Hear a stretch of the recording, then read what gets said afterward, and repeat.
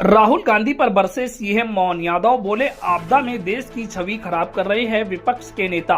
मध्य प्रदेश के मुख्यमंत्री मोहन यादव रविवार दोपहर 2 बजे बुरहानपुर जिले की नेपानगर विधानसभा पहुंचे। उन्होंने यहां 3,363 करोड़ के विकास कार्यों का भूमि पूजन लोकार्पण किया, साथ ही जनजातीय सम्मेलन को भी संबोधित किया।